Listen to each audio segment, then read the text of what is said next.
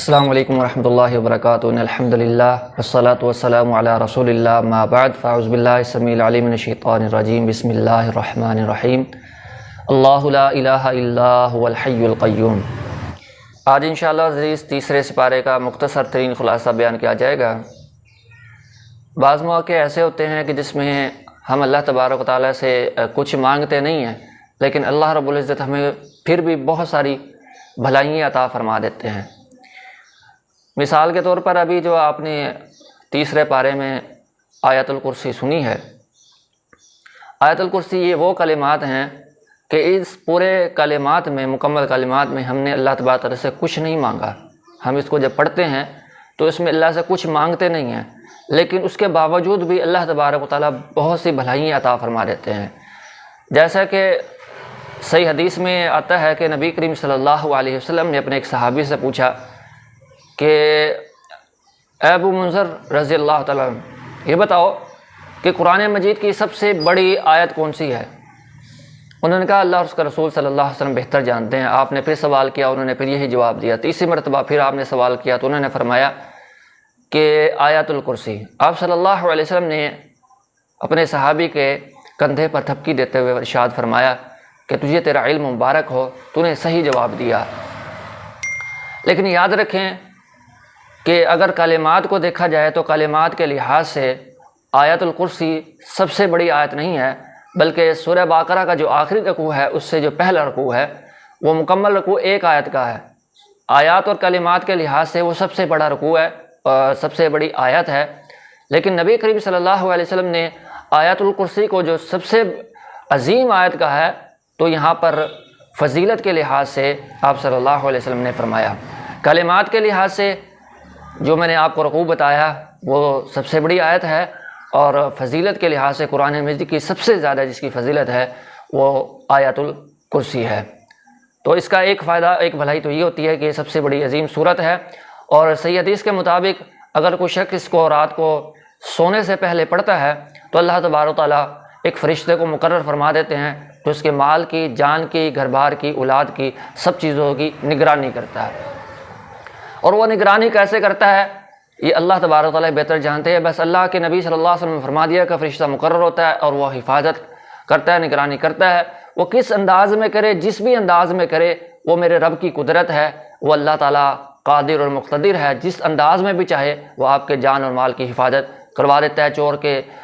دل کے اندر خوف پیدا کر کے حفاظت کروا دے یا کسی بھی انداز میں حفاظت کروائے، وہ مالک ہے۔ آپ سو رہے ہیں، آرام کر رہے ہیں تو اللہ تبارک و تعالیٰ نے اب فرشتوں کو مقرر کر دیا اس آیت الکرسی پڑھنے کی وجہ سے۔ اور ایک صحیح حدیث میں آتا ہے کہ جو شخص ہر فرض نماز کے بعد آیت الکرسی کی پابندی کرے گا تو نبی صلی اللہ علیہ وسلم نے فرمایا کہ وہ شخص پکا جنتی ہے، یعنی کہ اس کے اور جنت میں جانے کے درمیان صرف اب موت حائل ہے۔ جیسے ہی اس شخص کو موت آئے گی وہ شخص سیدھا جنت میں داخل کر دیا جائے گا۔ اور اگر اللہ نہ کرے کسی قسم کا کوئی جادو ٹونا اور اثرات وغیرہ ہیں تو کثرت کے ساتھ آیت الکرسی پڑھنے کی وجہ سے ہر قسم کے جادو اور ٹونے سے بھی انسان کو محفوظ رکھا جاتا ہے۔ لیکن یاد رکھیے یہ تمام فضائل اس وقت حاصل ہوں گے کہ جب انسان کے قول اور فعل میں تضاد نہ ہو۔ ایسا نہ ہو کہ وہ رات کو سونے سے پہلے اللہ لا الہ الا هو الحی القیوم تو پڑھ رہا ہو، لیکن اس کے باوجود وہ بے نمازی ہو۔ اللہ لا الہ الا هو الحی القیوم تو پڑھے، لیکن اللہ کے سوا دوسروں کو مشکل کشا سمجھے۔ رات کو کہے کہ اللہ لا الہ الا هو الحی القیوم، لیکن دن میں روزہ نہ رکھے۔ رات کو کہے اللہ لا الہ الا هو الحی القیوم، لیکن دن میں نماز ادا نہ کرے۔ رات کو کہے اللہ لا الہ الا هو الحی القیوم اور دن میں غیر اللہ کے سامنے سجدے کرتا پھرے اور غیر اللہ کو مشکل کشا سمجھتا پھرے، تو ایسے شخص کے لیے آیت الکرسی کا کوئی فائدہ نہیں ہوگا جب تک کہ آپ کا عقیدہ بھی آیت الکرسی کے مطابق نہ ہو۔ اب آیت الکرسی میں اللہ تعالیٰ فرماتے ہیں اللہ، وہ اللہ، لا الہ، وہ اللہ ہے کہ جس کے سوا کوئی معبود برحق نہیں ہے، الا ہو، وہی معبود ہے۔ اب معبود کون ہوتا ہے؟ تقریباً اس کے 11 دلائل اللہ تبارک تعالیٰ نے دیے ہیں۔ چونکہ ہم نے مختصر بیان کرنا ہے اس لیے ہم سب کی ڈیٹیل نہیں بتاتے، تو سب سے پہلا الحی القیوم اس کی دلیل دی ہے کہ الہ وہ ہوتا ہے، معبود وہ ہوتا ہے کہ جو ہمیشہ ہو اور ہمیشہ سے ہو، ہمیشہ رہے اور ہمیشہ سے ہو۔ اب دنیا میں لوگوں نے جتنے بھی معبود بنائے ہیں وہ پہلے نہیں تھے، بعد میں وہ آئے اور ایک وقت وہ آیا کہ وہ باقی دنیا میں نہیں رہے، لیکن اللہ پہلے سے ہے، ہمیشہ سے ہے اور ہمیشہ رہے گا۔ لا تأخذہ سنۃ ولا نوم، الہ وہ ہوتا ہے، عبادت کا حقدار وہی ہے کہ جس کو نہ اونگ آتی ہے، جس کو نہ نیند آتی ہے۔ دنیا کے اندر کوئی ایسا لوگوں کا بنایا ہوا معبود نہیں ہے کہ جس کو اونگ نہ آتی ہو، جس کو نیند نہ آتی ہو، یہ صفت میرے رب کی ہے۔ تو معلوم ہوا کہ عبادت کے لائق بھی صرف اللہ تبارک تعالیٰ کی ذات ہے۔ اسی طرح اللہ تبارک تعالیٰ نے تقریباً 11 دلائل الہ ہونے کے پیش کیے ہیں۔ تو ہمیں چاہیے کہ آیت الکرسی کو ترجمہ کے ساتھ، تفسیر کے ساتھ، عقیدے کے ساتھ اپنائیں، اس کے بعد پڑھیں اور پھر اس کے فوائد دیکھیے، انسان انشاءاللہ العزیز جنتی ہی جنتی ہے۔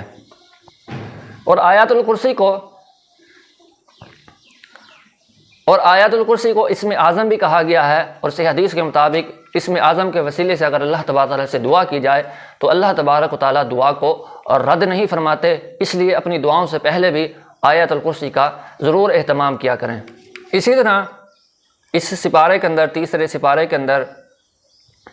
سورہ بقرہ کی جو آخری 2 آیات ہیں یہ بھی بہت زیادہ فضیلت کی حامل ہیں۔ جیسا کہ حدیث میں آتا ہے کہ جس وقت اللہ تبارک تعالیٰ کے نبی صلی اللہ علیہ وسلم معراج پر گئے تھے تو اللہ تبارک تعالیٰ نے یہ 2 آخری آیات اور سورۃ الفاتحہ نبی صلی اللہ علیہ وسلم کو بطور گفٹ عنایت فرمائی تھیں۔ تو یہ وہ عظیم آیات ہیں جو نبی کریم صلی اللہ علیہ وسلم کو اللہ کی طرف سے معراج کے موقع پر دیے گئے گفٹ ہیں۔ تو جو چیز اللہ تبارک تعالیٰ نے اپنے نبی صلی اللہ علیہ وسلم کو دی ہے، آپ اندازہ لگا سکتے ہیں بطور گفٹ دی گئی، اللہ کی طرف سے دیا گیا گفٹ کتنا قیمتی ہوگا۔ تو اس لیے اس کے معنی پر اور ترجمے پر بھی ہمیں بہت زیادہ غور کرنے کی ضرورت ہے۔ اور نبی صلی اللہ علیہ وسلم کے حدیث کے مطابق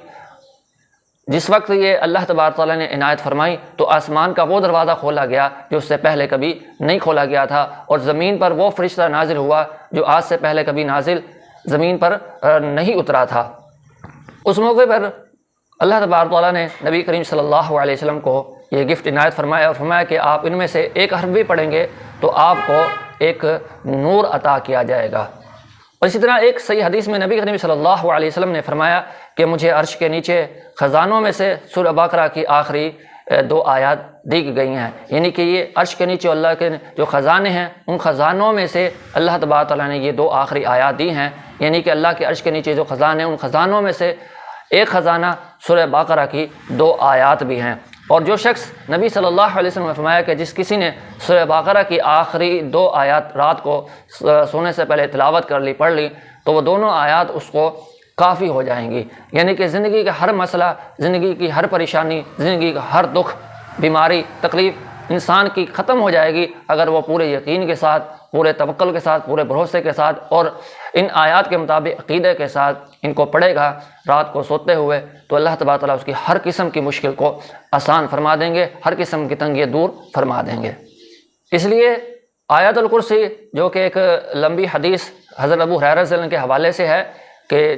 جس کا میں آپ کو مختصر بتا چکا ہوں کہ آپ کے گھر مال و جان کی حفاظت ہوتی ہے، اور سورہ بقرہ کی آخری 2 آیات کی تلاوت آپ کو اللہ تبارک تعالیٰ کی نگرانی میں لے آتی ہیں، اللہ تبارک تعالیٰ کافی ہو جاتے ہیں۔ اسی طرح اس سپارے کے اندر ایک اور اہم بات اللہ تعالیٰ نے فرمائی کہ قل اللہم مالک الملک تؤتی الملک من تشاء وتنزع الملک ممن تشاء وتعز من تشاء وتذل من تشاء بیدک الخیر انک علی کل شیء قدیر، کہ ہر قسم کی بادشاہت اللہ تبارک تعالیٰ کے پاس ہے، اس دنیا کے اندر، زمین کے نیچے اور اس کے درمیان اور آسمانوں میں اور آسمانوں سے اوپر جتنی بھی مخلوق ہے ان تمام کا مالک اللہ ہے اور تمام کی بادشاہت اللہ کے پاس ہے، اور اللہ تبارک تعالیٰ ہی عزتوں کا مالک ہے۔ وَتُعِزُّ مَن تَشَاءُ وَتُذِلُّ مَن تَشَاءُ، وہ جس کو چاہتا ہے عزتوں سے نواز دیتا ہے، اور وَتُذِلُّ مَن تَشَاءُ جس کو چاہتا ہے ذلیل و رسوا کر دیتا ہے، اور اللہ تبارک و تعالیٰ ہر چیز پر قدرت رکھنے والا ہے۔ اور آگے چل کر فرمایا قُلْ إِن كُنتُمْ تُحِبُّونَ اللَّهَ فَاتَّبِعُونِي يُحْبِبْكُمُ اللَّهُ وَيَغْفِرْ لَكُمْ ذُنُوبَكُمْ وَاللَّهُ غَفُورٌ رَحِيمٌ، کہ اگر تم چاہتے ہو کہ اللہ تم سے محبت کرے تو فَاتَّبِعُونِی، تم میرے محبوب صلی اللہ علیہ وسلم کی اتباع فرما برداری کرو، یحببکم اللہ، وہ اللہ تبارک تعالیٰ پھر تم سے محبت بھی کرے گا، صرف محبت نہیں کرے گا، وَيَغْفِرْ لَكُمْ ذُنُوبَكُمْ، بلکہ تمہاری زندگی کے گناہوں کو بھی معاف فرما دے گا، واللہ غفور رحیم، کیونکہ وہ اللہ بڑا رحم کرنے والا غفور و رحیم ہے۔ قل اطیعوا اللہ والرسول فإن تولوا فإن اللہ لا يحب الکافرین، اے نبی صلی اللہ علیہ وسلم فرما دیجئے کہ اللہ اور اس کے رسول صلی اللہ علیہ وسلم کی اطاعت کرو، اگر تم نے ایسا نہ کیا تو فإن اللہ لا يحب الکافرین، تو اللہ تبارک تعالیٰ ایسے نافرمانوں سے، انکار کرنے والوں سے محبت نہیں کرتا۔ تو یہ تھے آج کے تیسرے سپارے کے کچھ اہم مضامین۔ اللہ سے دعا ہے کہ اللہ رب العزت مجھے آپ کو مکمل قرآن ترجمہ تفسیر کے ساتھ پڑھنے، سننے، سمجھنے اور اس کے مطابق اپنی زندگی بسر کرنے کی توفیق نصیب فرمائے۔ سبحان ربک رب العزت عما یصفون وسلام علی المرسلین والحمد للہ رب العالمین۔